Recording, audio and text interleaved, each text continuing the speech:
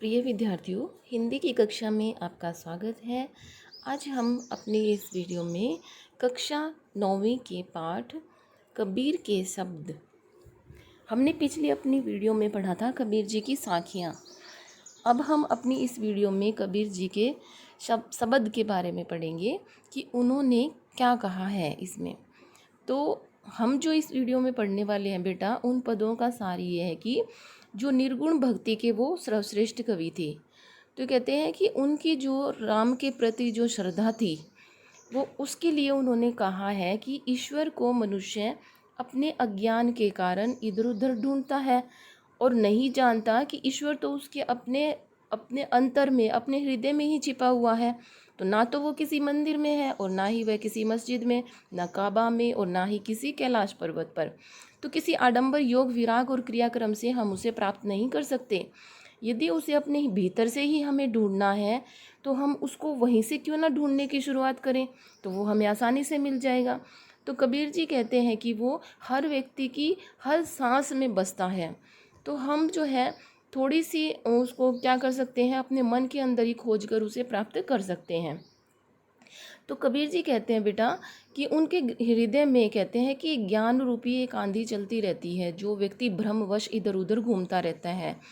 तो अब उसे कहते हैं कि माया उसे बांधकर नहीं रख सकती, क्योंकि उसको ज्ञान हो गया है कि ईश्वर कहीं नहीं है, मेरे अंदर ही छिपा हुआ है। तो ईश्वर प्रेम की उस पर वर्षा हो गई है।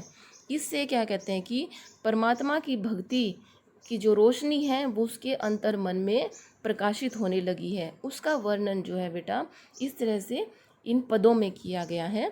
तो सबसे पहला जो पद है वो है बेटा, मोको कहाँ ढूंढे बंदे मैं तो तेरे पास में। मोको कहाँ ढूंढे बंदे मैं तो तेरे पास में, ना मैं देवल ना मैं मस्जिद ना काबे कैलाश में। ना तो कोने क्रियाक्रम में नहीं योग वैराग में, खोजी होए ते तुरत ही मिलियो पल भर की तलाश में। कहीं कबीर सुनो भई साधो सब श्वासों की श्वास में। तो मोको का अर्थ होता है बेटा मुझे। मुझे है बंदे यानी मानव, मानव मनुष्य, देवल मंदिर में, मस्जिद जो काबा मुसलमानों का पवित्र स्थान है, ठीक है। काबा जो है वो भी मुसलमानों का है, मस्जिद में भी मुसलमान ही पूजा करते हैं। कैलाश कैलाश पर्वत के लिए आए हैं। कोने किसी बैराग वैराग्य, तुरतई शीघ्र तुरंत, और तलाश कहते हैं बेटा खोज को। तो अब हम इसका अर्थ करेंगे कि इसमें संत कबीर जी कहते हैं कि ईश्वर की प्राप्ति कहीं बाहर से नहीं होती, बल्कि वह तो हर जगह विद्यमान है। उसे तो अपने भीतर की हम पवित्रता से, शुद्धता से ही प्राप्त कर सकते हैं। तो कबीर जी कहते हैं कि निर्गुण ब्रह्म मानव को संबोधित करते हुए कि हे मानव, तुम मुझे कहाँ ढूंढते फिरते हो, ठीक है, कि तुम तो मुझे बाहर ढूंढ रहे हो, लेकिन मैं तो तुम्हारे पास ही हूँ। ना तो मैं देवल, ना तो मैं मंदिर में हूँ, ना मैं किसी मस्जिद में हूँ जो मुसलमानों का पवित्र तीर्थस्थल है, ना ही मैं काबा में हूँ, ना ही मैं कैलाश में हूँ। तो कहते हैं कि ना मैं हिंदुओं के धार्मिक स्थल कैलाश पर्वत पर विद्यमान हूँ। मैं किसी भी क्रियाक्रम, कोने क्रियाक्रम में कहता है मैं किसी भी क्रियाक्रम और आडंबर में नहीं हूँ, और न ही मेरी प्राप्ति किससे हो सकती है, योग वैराग से, योग साधना से भी नहीं हो सकती। तो खोजी होए तो तुरंत मिलो, क्योंकि मैं वैराग्य धारण कर से भी नहीं मिलता। अगर तुम मुझे वास्तव में ही प्राप्त करना चाहते हो, मुझसे मिलना चाहते हो, मुझे खोजना चाहते हो, तो पल भर की तलाश में मिल जाऊंगा। और वो कहाँ मिलेंगे, वो अपने मन की पवित्रता से, ठीक है। तो कहता है कि मुझे अपने मन की शुद्धता से प्राप्त करने की कोशिश करो, मैं बाहर के आडंबरों से आपको प्राप्त नहीं होऊंगा। तो कबीर जी कहते हैं कि सुनो भाई साधो, हे सज्जनों, हे साधु लोगों, मैं तो तुम्हारी श्वासों में, सब श्वासों के समास यानी प्रत्येक जो प्राणी है उसके श्वास में, सांस में मैं बसता हूँ। मुझे अपने अंदर ही खोजने का प्रयत्न करो। तो नेक्स्ट है बेटा, संतो भाई आए ज्ञान की आंधी रे, भ्रम की टाटी सभी सबे उड़ानी, माया रहे न बांधी, हित्ती चित्त की द्वई थूनी, गिरानी मोह बलिंडा टूटा टूटा, तृष्णा छानी परी घर उपरी, कुबधि का भांडा फूटा। जोग जुगती करी संतो बांधी, निरचू चुवई न पानी, कूड़ कपट काया का निकस्या हरि की गति जब जानी। आंधी पीछे जो जल बूठा प्रेम हरि जन भीना, कहे कबीर भान के प्रगटे उदती भया तमकीना। तो भ्रम का अर्थ होता है बेटा संदेह, धोखा। टाटी कहते हैं छप्पर होता है जो पर्दे के लिए बांस का लगाया हुआ एक बांस होता है, उसकी फटियों का एक पल्ला होता है, उसको कहते हैं टाटी।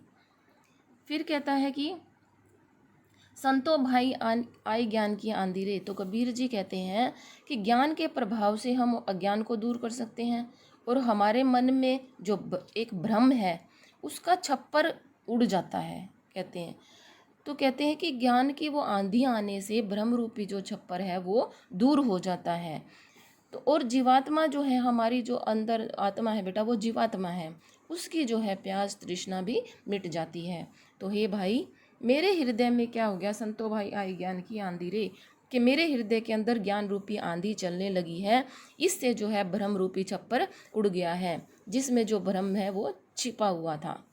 तो माया अब जीव को कहते हैं कि भ्रम की टाटी सब उड़ गई, उड़ानी, और माया रही न बांधी। तो अब माया जो है अब उस जीव को बांध कर नहीं रख सकती। तो कहते हैं इस छप्पर की सारी जो है सामग्री जो है वो छीन बीन इधर उधर हो गई है। तो हित चिति की द्वई थूनी गिरानी। हित चिति की द्वई थूनी गिरानी का मतलब है, थूनी का अर्थ होता है बेटा खंबा, जिस पर वो छप्पर टिकता है। हिति कहते हैं कि हृदय। तो कहता है कि इस छप्पर का जो मन की दुविधा रूपी दोनों खंबे जो है वो अब गिर गए हैं। ठीक है, हित चिति की द्वई थूनी गिरानी, थूनी यानी स्तंभ। तो अब कहते हैं कि मन की दुविधा के वो दोनों स्तंभ जो है वो गिर गए हैं, जिन पर यह मोह बलिंडा टूटा, जिन पर यह टिका हुआ था। और मोह रूपी बलिंडा कहते हैं खंबा, वो मोह का जो था वो छप्पर को संभालने वाला बलिंडा कहते हैं उसको, छप्पर को संभालने वाले को, वो जो है अब टूट गया है। और तृष्णा रूपी ज्ञान की आंधी से टूटकर वो भूमि पर गिर गया है। तो कहता है इस तरह से तृष्णा छानी परी घर ऊपरी।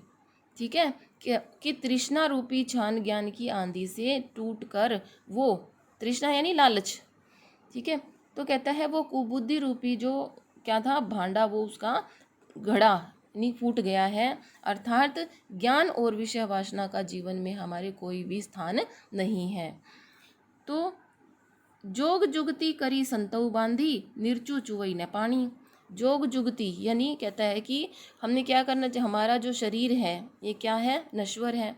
तो शरीर जो है अब क्या हो गया है, किससे रहित हो गया है बेटा, कपट से रहित हो गया है, कपटहीन हो गया है।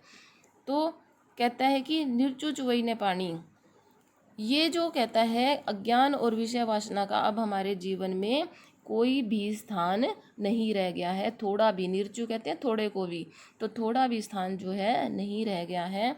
चुवई यानी रिश्ता, ठीक है। तो कहता है कि वो प्रभु के जो है प्रेम के रस में भीग गए हैं।